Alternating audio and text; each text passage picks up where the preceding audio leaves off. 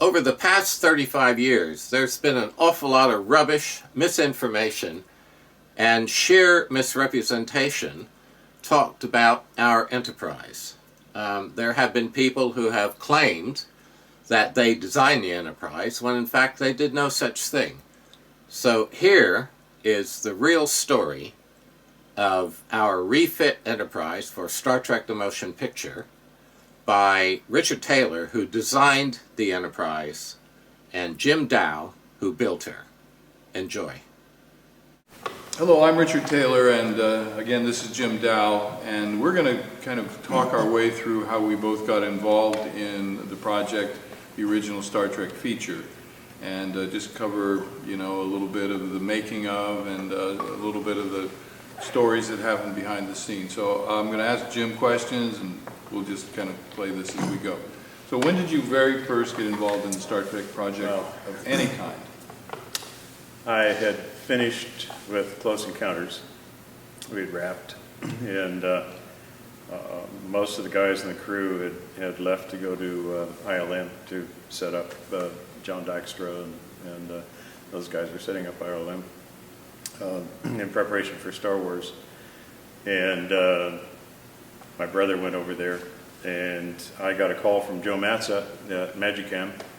Magicam was a partnership between Doug Trumbull, Joe Matza, and Paramount. And they wanted to set up a model shop. They had a project. So they asked me to come over and be creative director at Magicam and set up the model shop. So turned out that the project that they had was Star Trek television. Television. A new issue of a television show for Star Trek, and it was hopefully going to go to a 26 episode series. We met with Gene and met with Mike Miner and Matt Jeffries, and Mike had already begun sketching some things. Our job at that point was to produce, not to produce the Enterprise, but to produce the Dry Dock, Space Office Complex, and so on. So we, without a script. Without a script. We began with a few sketches that Mike had produced, and Mike being Matt's assistant art director. So the show itself had been in development some. Had they built sets, and they had already started to build some models or anything at all? No, they hadn't really begun to build anything else. I think that there were some rudimentary sets blocked out. Mm-hmm. I never saw them. So the art department at Paramount was the people that were kind of controlling the design at that point. Yeah. So I began to set up the facility. Took the sketches that Mike was playing with and developed them into something that we could build. And we began building first the Dry Dock. We had dimensions for the Enterprise, which is being built by someone else out in the valley. So let's go to that. Yeah. The Enterprise was being built by Matt Jeffries or someone, who was that?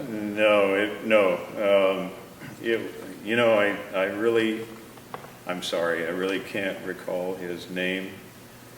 I really don't know who it was that was building it, but the model showed up at our shop. Mm-hmm.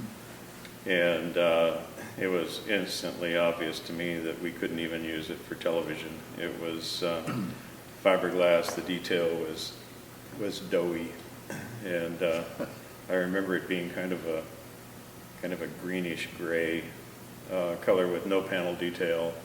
It really had no scale. It was. Did it have lights built into it? No, not that I recall. Right. It was in our possession maybe for a week, and we sent it back. We also got the Klingons. The model was only about 5 feet long. Okay. And did you see it?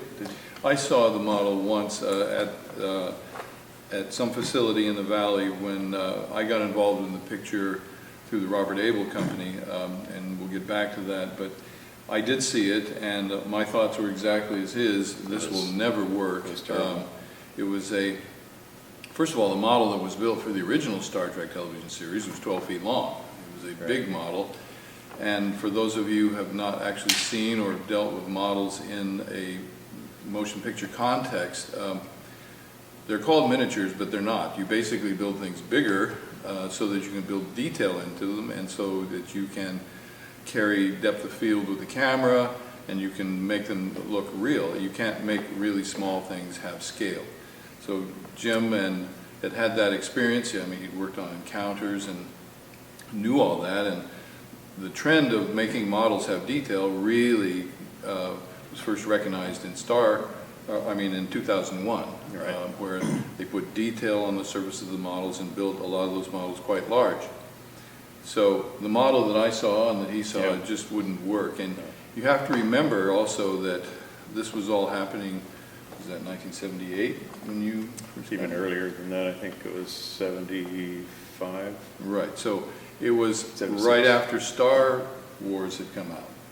And the camera technology and the way the models were shot for Star Wars was a whole new technique of, creating motion blur and having independent lighting systems and doing multiple passes with the camera. So he knew that, and anybody who was really on top of where models were evolving, we all realized that model wouldn't work. So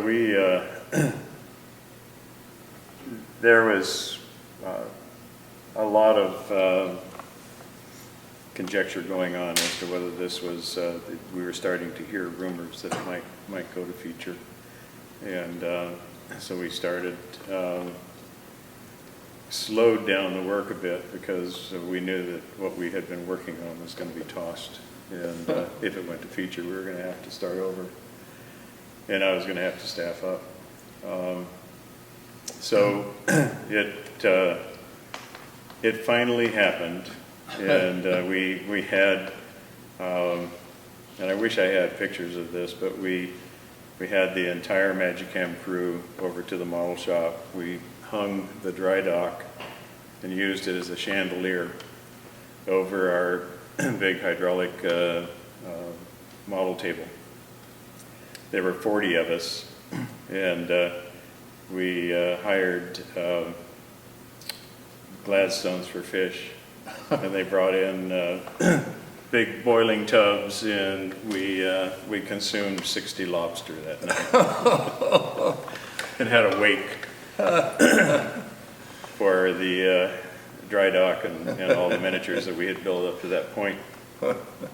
So the next morning, I guess that was Friday night or something, and the next Monday morning we cleared things out and began working toward the feature. So I went to Art Center, which I was a student at Art Center, and I went to Art Center because I knew those guys knew what I would be talking about, and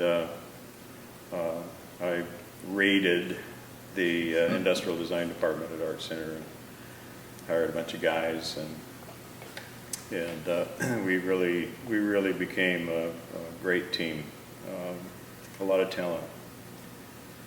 So that began. He built a team that could make the models the way they needed to be made. It was a great team of people pulled together. So we then launched into probably 5 or 6 months to the point where we had the and of course Richard came on board and all of this, and I'll let you go into that in detail, but at about 6 months into the project, we had a ship that was ready for paint. Yeah. And at the same time, we were also producing the dry dock, the space office complexes, the Vulcan shuttles, the Klingon battlecruiser, and the work bees and the work bee trailers and the everything. And and including large 15-foot long, almost full-scale sections of the main body of the Enterprise for close-up shots and so on. So just an immense amount of work, and we finally had the ship to the point where it was in white, and we had begun laying out the patterns, and I had always intended that that was my part, was to put the final touch.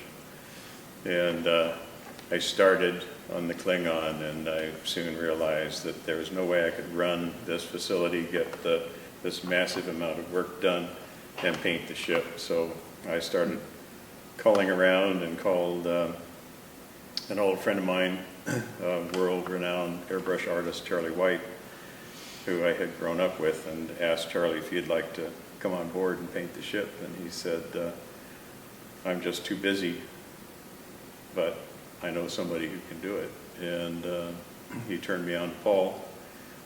Paul came on board, looked at the ship, freaked out a little bit, and then we rock and rolled, and he did just a stunning job finishing it.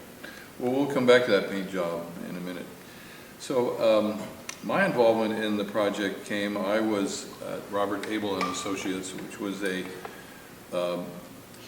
really up-and-coming graphics company that had done a lot of special effects for television advertising and commercials, but we hadn't really done feature work. Robert Abel, who started the company, had made some feature documentaries, Mad Dogs and Englishmen and a few others, and Con Pedersen, who was one of the main technical directors there, was one of the special effects directors on 2001.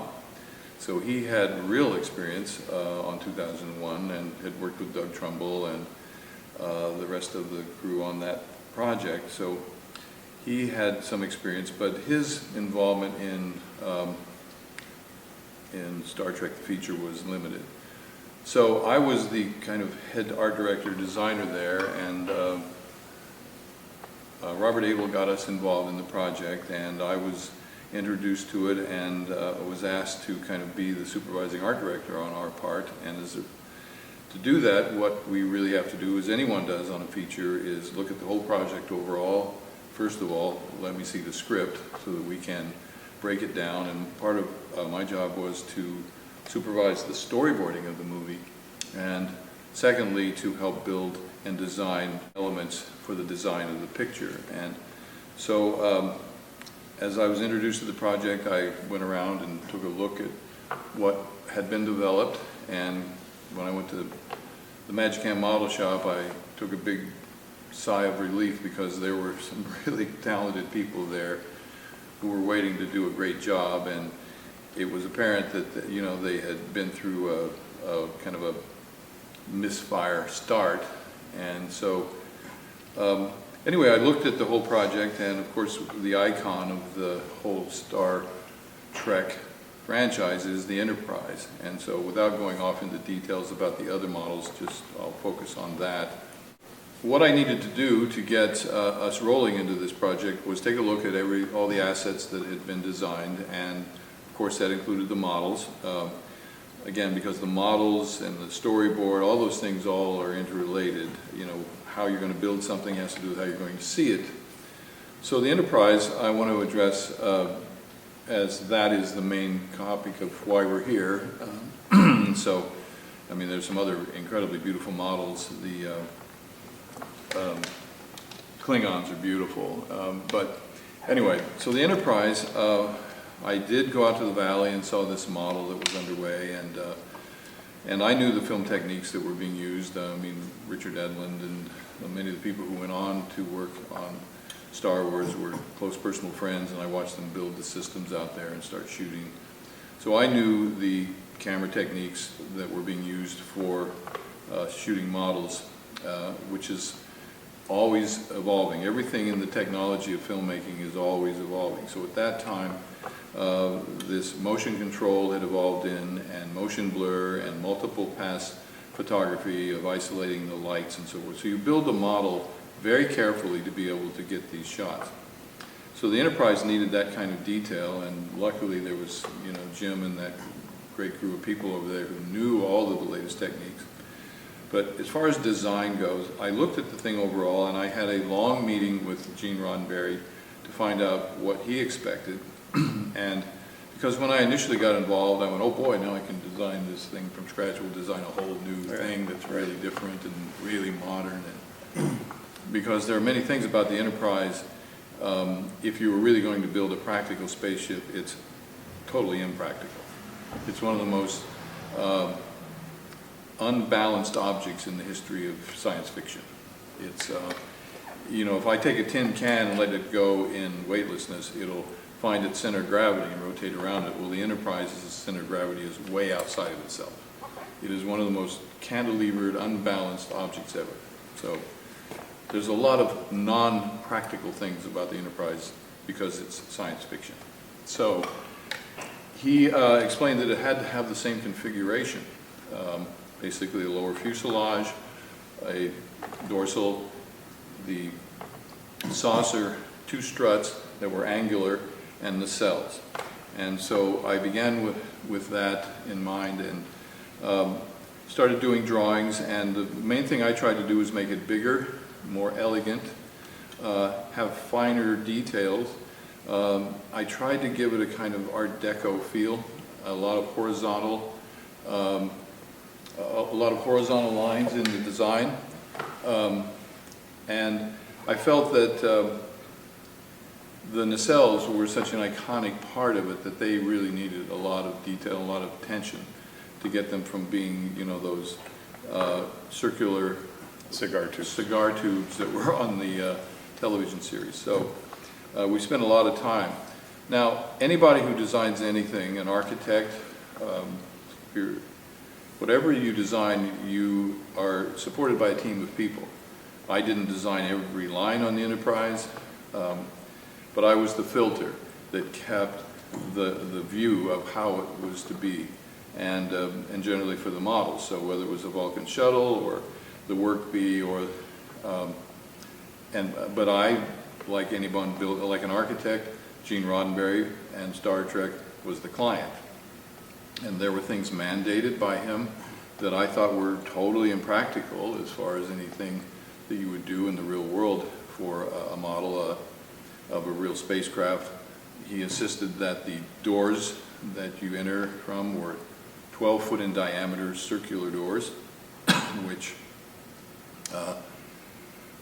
those are huge. And that meant that when the shuttle brought Kirk on board, it had to dock with a circular door. The Vulcan shuttle had to dock with a bridge, and you have to have these huge circular doors. And So I of asked, course, we wanted to make them irises. yes, we wanted to have them That was iris. logical. Yeah, And, I said, can we no. have them iris open? No, No. we can't iris open. So throughout the Enterprise, there are lots of things like that, and part of my job as well was to work with the art director to have the set pieces match the models, and especially the bridge. And there are a lot of things about the design of the bridge which are interesting stories. But going back to this original model, so I started doing drawings, and I had a lot of meetings with Jim about how we would build it. You know, the armature, we knew it had to be seen from 6 different views, so the armature had to support that, and it was going to be very heavy. We decided on the scale, what lighting systems there would be, because I had designed thrusters all over it, which were never really used in the movie, but how the windows and the details, all that stuff was going to be done. So we worked together as a team, and that's how you make things in this world. You know, the Mark Stetsons and you know, some of the other people, Yeah. Tom Pock. Chris Ross, Crump. Chris Yeah. Crump. So I would take drawings over there, and I also hired a team of people who work with me. Actually, Chris Ross worked a little bit on doing some work, and so we did illustrations of these different pieces and then go back and forth and figure out physically how it was going to be built.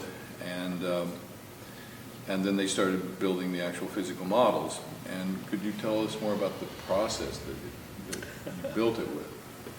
Well, basically, on the Enterprise, focusing on the Enterprise, we began with the armature because it's such a gangly structure, and we knew we had to armature it from 6 different positions.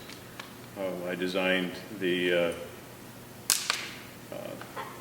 frame to be extremely rigid and bulletproof. It was the main body was a 1/2-inch aluminum cylinder, which became the central rotation point, and everything else was plasma cut in Heli-arced aluminum.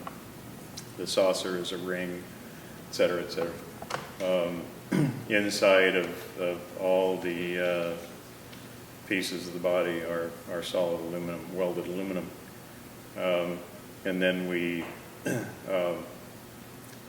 designed the receiver for the armature position, with able to work from 1, 2, 3, 4, 5, actually 5 Yeah, positions. actually, 5 positions. So And for those of you who don't know, the armature is what holds the model in position in front of the camera.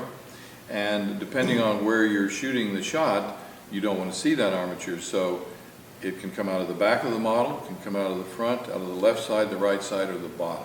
right. And then you have to close those holes, and the holes that you're not using. So this is all the tolerances are very tight and very critical. Then it's a matter of the body shapes and what are they going to be built out of. I selected the skin materials according to what we're going to have to deal with. I knew that in the main body we were going to have all the electronics and all the power sources that were located on board. Some were in an umbilical that ran off the ship, but that main body had to be something that could take reasonably high temperature. So the main body was first a massive wooden plug was turned, and then we split it and we vacuum formed in butyrate high temperature plastic, clear plastic, the main body, so that we could then go in and mask the windows and paint the skin. Other materials, the saucer was styrene, actually Kydex. These are all materials that were selected for certain properties that they have, thermal properties, and they were easily vacuum formable. I won't go through the details of how the patterns were made, but some were wood. The saucer was spun in plaster, and then the shell vacuum formed over the plaster, etc. The pylons the nacelles were hand built with vacuum formed. Some vacuum formed parts, some milled aluminum parts, handmade plexiglass tubular parts, I remember, because there was neon inside the structure. Yeah, let's talk a little bit about the lighting elements that you built into it. Okay, so tell us a little bit about the lighting system. Lighting systems, yeah. Well, it was 1970 something. 78. Yeah, kind of the state of the art at the time was we'd been doing a lot of neon, and on the mothership, Close Encounters, we used a lot of neon. Larry Albright in Santa Monica was doing all my custom neon with little 3mm neon, and so we built a lot of neon into the ship, and then we were using, of course, grain of wheat bulbs, the smallest, hottest sources we could find. So let me ask you, the neon, what parts of the ship were lit with neon and for what reason? We used neon in most of the window areas, we had anywhere we had portholes, we had windows, we had neon, And because we could vary the intensity of the neon. And we put transparencies. Yes, right. I shot pictures on the sets, and we got different details that we needed to, so that when the camera came very close by the Enterprise, and you were looking through any of the windows, that there was something in there. So there were transparencies that were in front of this neon lighting, Right. and therefore, and the windows were actually 1/4 or 1/8 inch plexi. Yeah, around 1/8 inch. 1/8 inch plexi that was polished, so there was some optical distortion when you go by, so you would see, you know, something moving in there and give that sense of detail. So the windows were made so you could see detail through them, and there were other parts of the Enterprise. What was the room that we looked into that had the trees and? Yes, right. It was kind of, what would we call that? Yeah, The that's- recreation area. The recreation room, or it was? Lower of the. You gotta get the name right Yeah, for that. sorry. Anyway, so there were parts of the Enterprise when the camera would go by that you needed to see detail in, and that's why you built certain parts of it with neon. Yeah, And where were the grain and wheat lights used? and the grain of wheat lights were marker lights and so on, various spaces. I know that we even had fiber optics in there as well. But I know that a lot of that got changed later after it left our hands, because somebody, I heard the rumor that somebody was showing his girlfriend and flipped the switch and everything came on and over voltaged and burned the systems. So I think, Paul, you were probably there when they had to do some surgery and open it up and replace a few things. So again, the reason that the lights were built the way they were is for photographic reasons. Right. Controllability, availability. Right, and being able to control the exposure. The model sitting here and the cameras would move by it at different shots for different angles. And you'd make a shot, you'd make a pass. These are motion controlled cameras that could move by and then repeat the same move. So you would make one pass by it, lit for the overall body, another pass for the window lights, another pass for the running lights, Right. the strobes or whatever else. So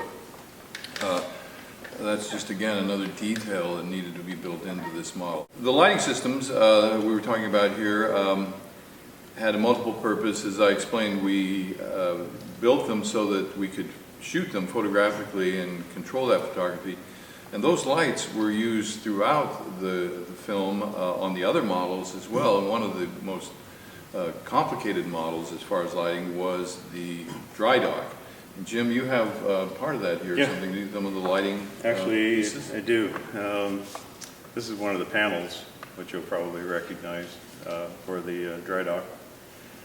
And these are tiny little granite wheat lamps, and in a reflector that was originally used to measure gases across an opening. They use these things across the opening of a smokestack with a laser to measure the gases that are being emitted by a power plant or something like that. Right. So those were the lighting units they made in. Found these great little elements, and we used them to make up the lighting panels for the dry dock. So as he said, there are grain of wheat lights on here, and there's, I don't know, 50 of them on here or something, and each one of them, and they're called grain of wheat lights because they're the size of a grain of wheat. They are tiny, and they are literally incandescent filaments, which have a particular quality that's different than neon. In my designing things over the years, you know, sometimes you use fluorescent, sometimes you use incandescent because of the color temperatures, and there's a lot of science involved in, you know, how you design lights in the models. And my problem as far as making a miniature is concerned is I have to look at thermal characteristics of the lamp and how much heat is the lamp generating, and if it's going to melt the plastics around it and so on. So we have to design the structure to be able to carry the thermal characteristics of the. So that is way beyond, I mean, a much more complicated system to build than anything that we do now with LEDs, which don't have that temperature. Right. And another difficult exciting. problem is, when you build these lights into a system and something does go wrong, how do you fix them? How do you get in there? Do you have to tear the whole model apart? So there's a lot of consideration there. The design of that was one of the critical things. So the model itself, again, the design of it overall, part of what I tried to take into account, of course, was the story points that were going to be reached through the script. And I really did a lot of research into the history of the Enterprise and what the functionality of the different parts were, because we had to make things that sunk up with the engine room. There were effects being done in there. There were dockings of the Vulcan shuttle. There were sequences that took place on the bridge. So it all had to have continuity. And I had to, in my own mind, understand the function of everything and whether the function is possible. How does the Enterprise actually work? Those nacelles have antimatter in them. They create a wake in space. And the Enterprise is literally surfing on a wake. That's why the tail of it and the skegs on the nacelles and so forth are shaped the way that, so it's literally surfing on a disturbance in space. And then, of course, the downrange deflector on the nose of the fuselage to clear objects out of the way of this thing coming at light speed. Try that on your weekend in traffic. So there were a lot of functional things that we built into the Enterprise in the design to make it so the audience could look at it and kind of understand what it's doing. One of the pieces that I designed, that we built, was the ion engine on the back of the saucer. The saucer is actually designed so it can jettison and be its own flying object, and if you really look at it close, there are landing pads where landing gear can unfold so it can land on the ground, and it can be powered by that ion engine. So that was a particular piece of design that was unique and new. And then another part of the lighting of the Enterprise was to make it have scale. So we built lights into it to illuminate itself. When you see an airline land at the airport and the tail's lit up, it's not lit up because they need to see the tail to fly. It's marketing. So the Enterprise, like big cruise ships and so forth, there's lighting on them that's decorative. So there was some lighting built into the Enterprise that did that as well. But in the end, the final thing that you see is the surface of the whole thing and the lights. And this is where we get into the paint job that was designed and how Paul got involved. Again, it's so important to put detail into a model so that when you get close to it, and the Enterprise had a lot of these big, smooth surfaces, so we had to come up with a technique there to solve that problem. And what did you do? Yeah, well, rather than just grid it off, we decided to come up with played with a number of interesting patterns, and did a radiating pattern on the saucer. Began with the saucer, actually. It began with a radiating pattern emanating out from the center of the saucer with graduated bars in effect across the radiation.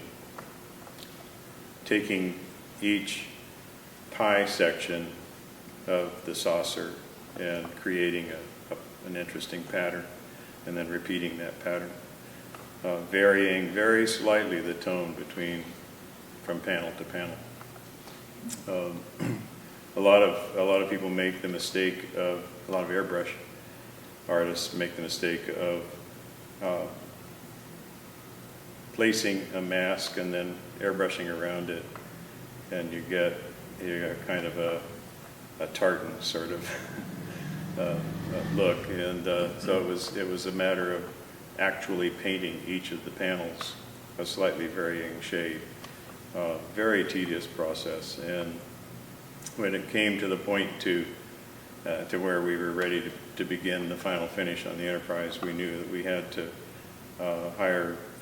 bring in someone who could focus on that detail, and that would be his entire focus. And we were very fortunate to find Paul Olson.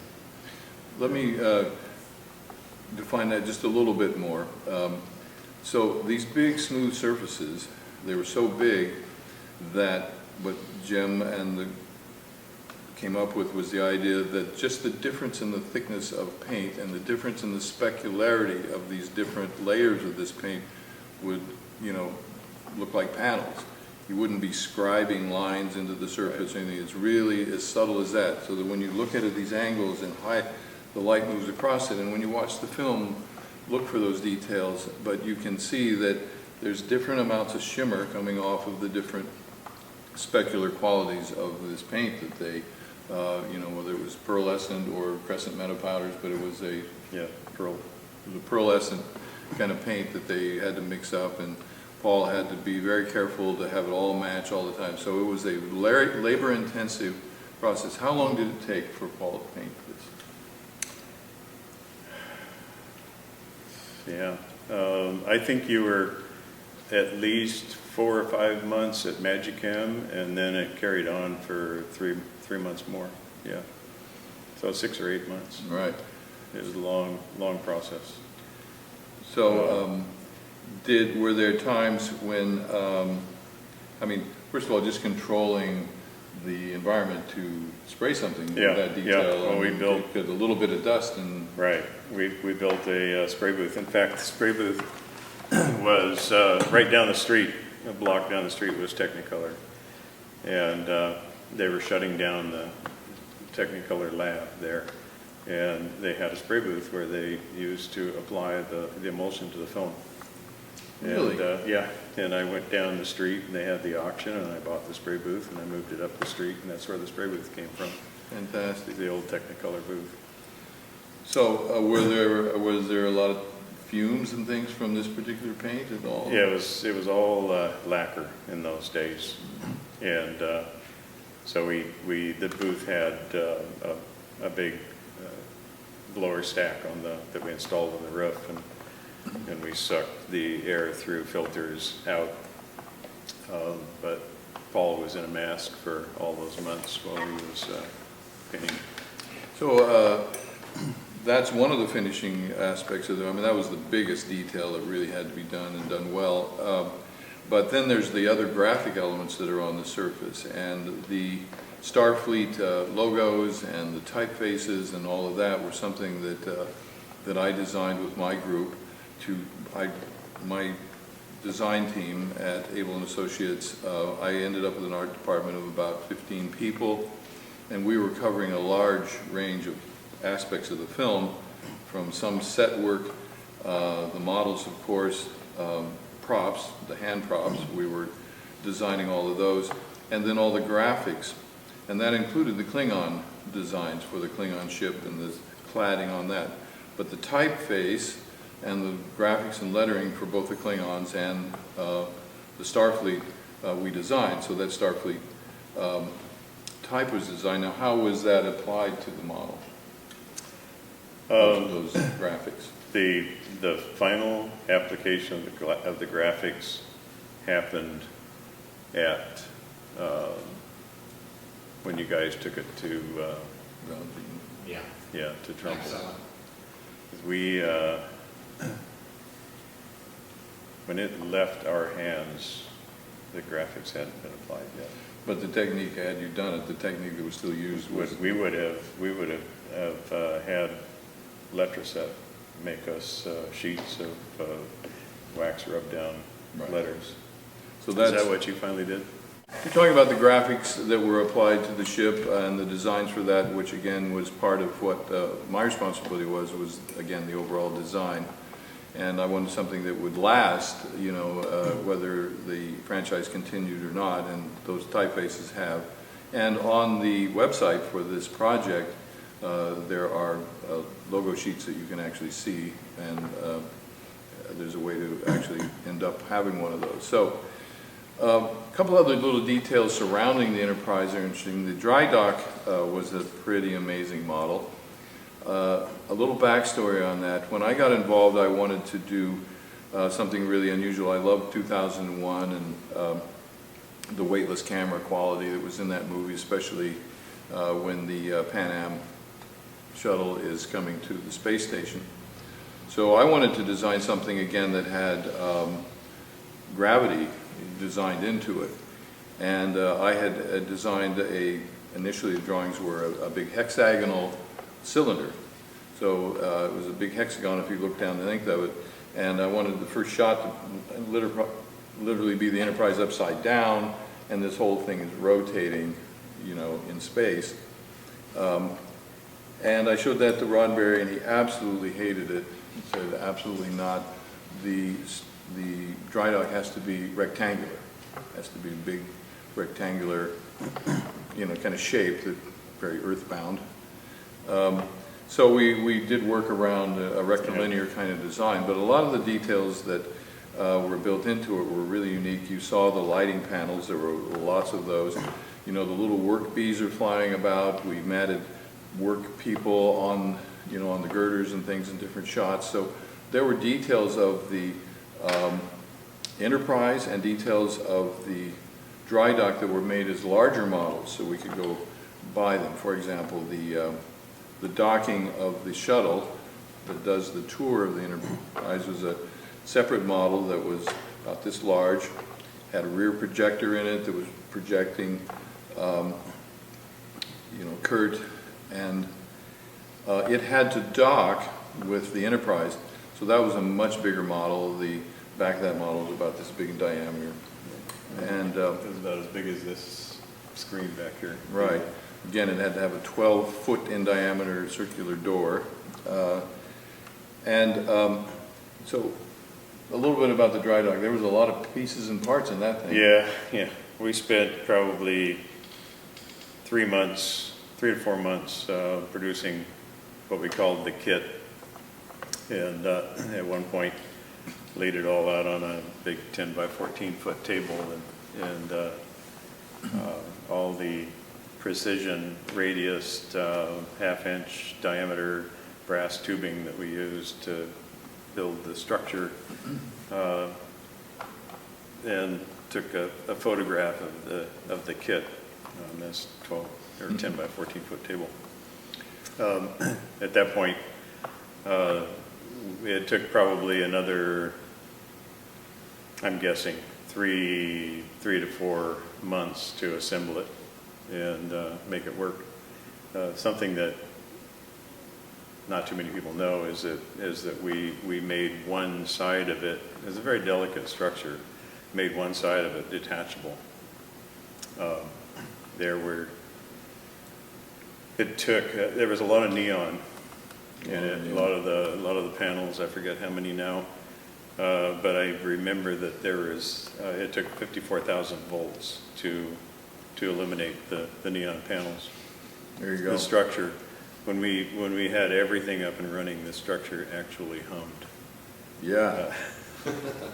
So just a couple other quick questions about the finish of the Enterprise. And so that paint job that Paul worked on in months of work,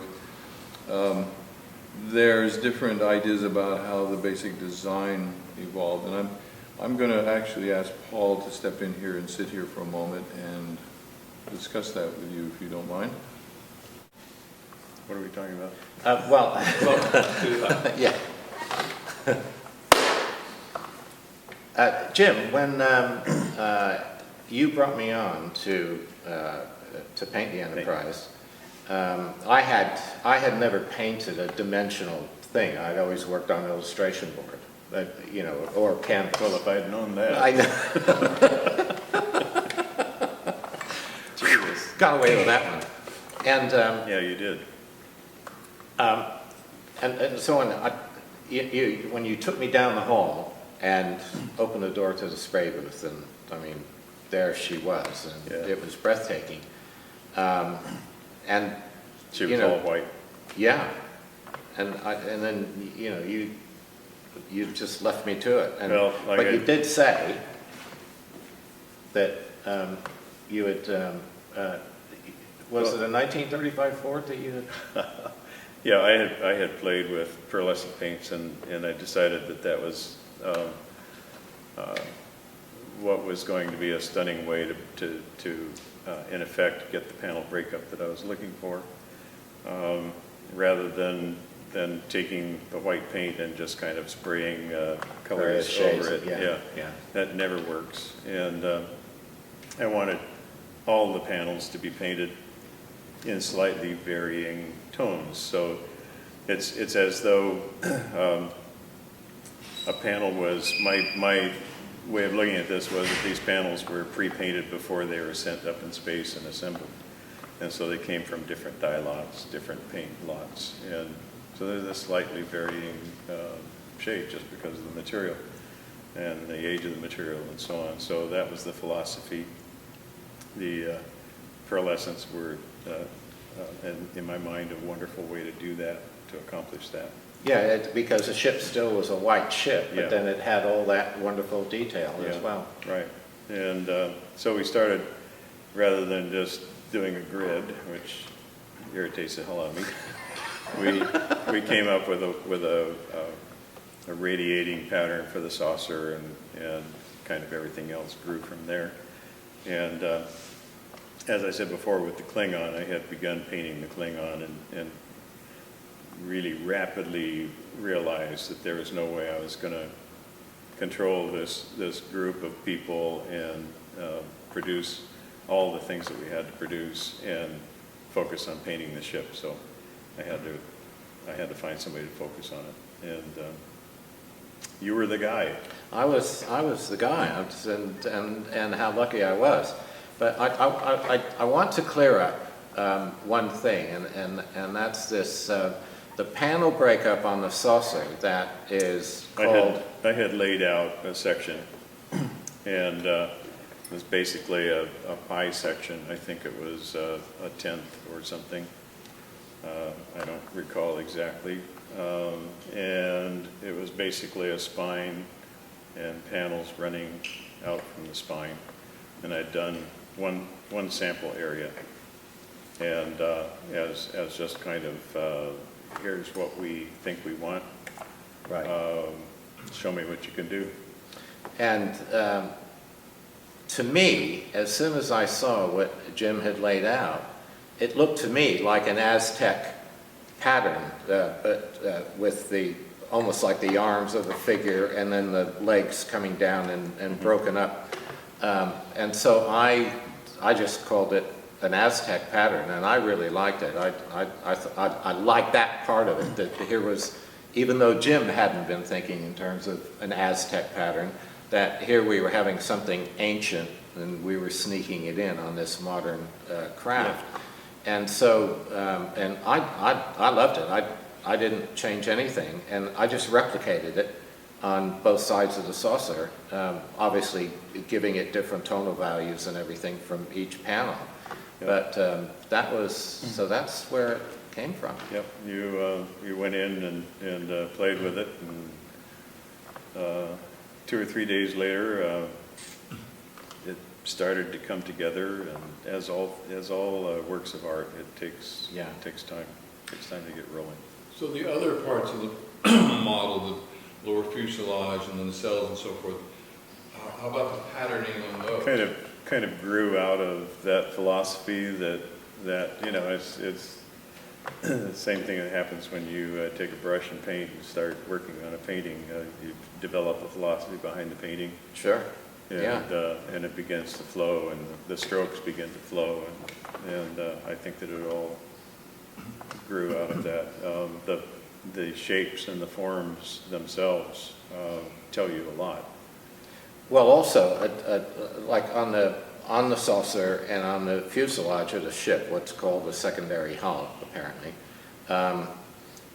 there were scribe lines. The actual hull itself was broken up. We had to scribe it in order to hide the panels that were removable. Right. For the various armature. So I had to work within those. Yes, so we had certain things that we had to do deep scribing so that we could remove those panels. Right. And place them back without destroying edges. But so I had carte blanche on all the surfaces that were pearled, and then Ron Gress, who was brought in after the Model F Magicam when it went around the corner and to Abel's. And Ron Gress then painted the pale blue-green, and what we call the engineering section, but Yeah. apparently is what everyone now calls the strong back section. And he Okay. did a beautiful job on that, and we worked very well together. And then I followed the shape of the, you know, all the various aspects of the ship. And the most difficult things to paint were Richard's nacelles. Yeah. I mean, they were real tricky, but, and what was fun for me were the struts, because I painted lightning bolts. I mean, that was a bit glib, but they're all lightning bolt patterns that Right. probably not really very aerodynamic. They but, work. Yeah, so, but There are anyway, reasons so, behind all those things. so it was Jim who came up with what I call the Aztec pattern. So you've now learned a little bit about some of the details in the Enterprise, how they were conceived, how they were executed by the model shop, and this particular spacecraft is an icon of science fiction. Regardless of its practicability and certain things, it's still a beautiful object. It, it looks great, and you can recognize it if you see a silhouette of it. You can recognize it almost from any angle. So the details that we added to it and trying to create an icon that would last for years, I think the whole crew was very successful within the time frame we had with the materials we were working with at the time. And Paramount, you know, kind of really just learning how to make a science fiction film with the new technologies. It turned out really well, and I think there's some beautiful shots in the film. So as the designer, I'm very proud of how it turned out and of everybody who worked on it. Again, it was a team effort, and things that are done well, things of big scale, and design teams, it's a group effort, so that should be remembered when we see this. And now we have the potential to build a new one that is a little bit bigger, so we can add more detail, make it easier to look at and see in an environment if it travels. We'll use the latest technology, so it's absolutely beautiful. Paul will paint it as the original one was painted, the same patterning, same type of paints, so it'll have that look. And we have designed a display for it that is really going to be beautiful. It'll be in a panoramic background that will be either digitally projected and animating, and then we'll projection map on the model itself so that patterns can move over it. We could even make it look like a blueprint drawing of itself. So we're going to use the latest technology in displaying it, and hopefully this thing can go from Star Trek convention to corporate business lobbies, whomever, you know, space museums, natural history museums. It's only up to the imagination. So for all of us, you know, Paul and Jim and I just want to say, if you can, become a part of this, become a patron to this project, and I think you'll love to see this actual physical model sitting there in front of you. So until then, live long and prosper.